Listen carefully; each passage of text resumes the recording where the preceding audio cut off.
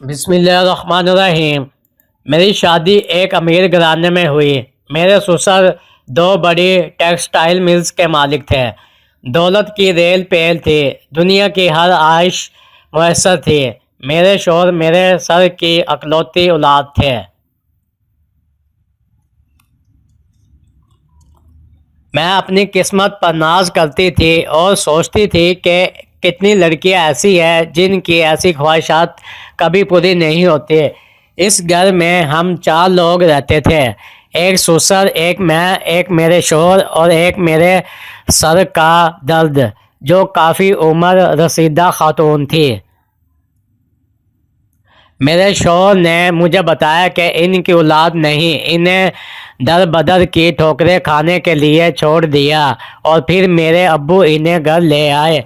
عمر 70-80 برس کے لگ بھگ تھی، بہت خاموش طبیعت تھی، لیکن مجھے اس عورت سے چڑ سی تھی۔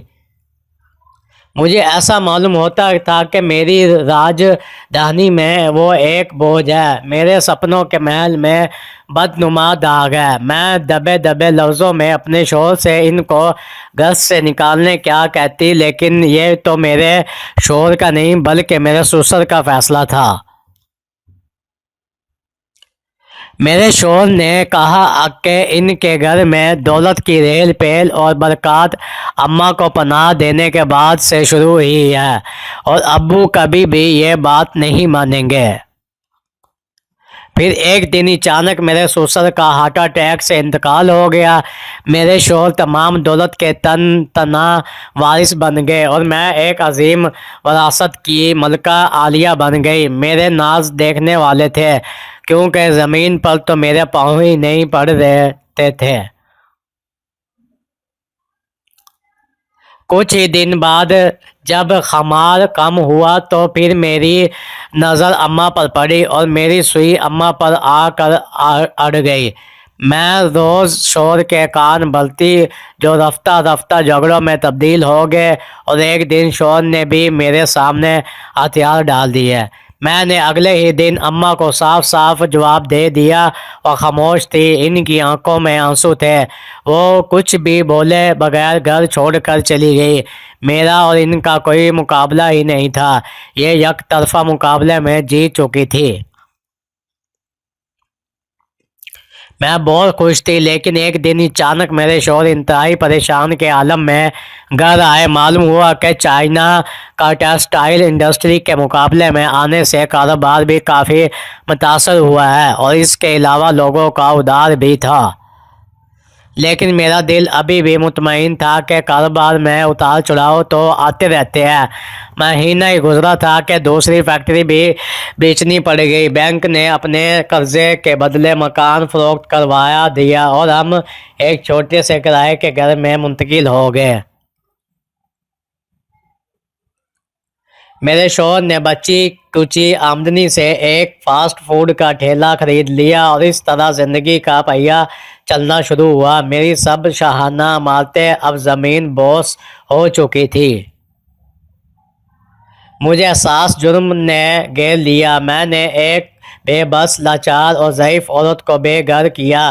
میرا اپنا ہی سکنوں کا کامل بخیر کر رہ گیا۔ اب مجھے اپنے سسر کی بات سے محسوس ہونے لگی تھی کہ جس طرح اماں کے ہاں آنے سے ہی گھر میں عروج آیا تھا، ٹھیک ویسے ہی اماں کے گھر سے جاتے ہی عروج گھر سے رخصت ہو گیا۔ صحیح البخاری میں حدیث ہے کہ یقیناً تمہاری مدد کی جاتی ہے اور تمہیں رزق دیا جاتا ہے، تم میں سے کمزور لوگوں کی وجہ سے۔ وہ ہستی تمہیں برباد کر دیتی ہے جو کسی لاچار، بیمار یا پھر بدحال کو دیکھ کر آئے۔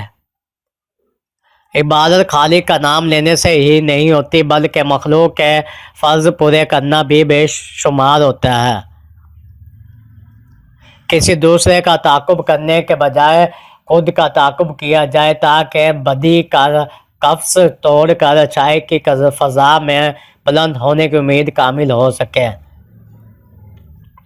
کچھ لوگ سچائی بیان کرتے ہوئے بھی برائی کا راستہ اختیار کر لیتے ہیں، اور بھی سمت منافقت کی ہوتی ہے۔ ماں کے پاس جا کر بیٹھ جایا کرو، کیونکہ ماں کے ساتھ گزارا ہوا وقت قیامت کے دن نجات کا باعث بنے گا۔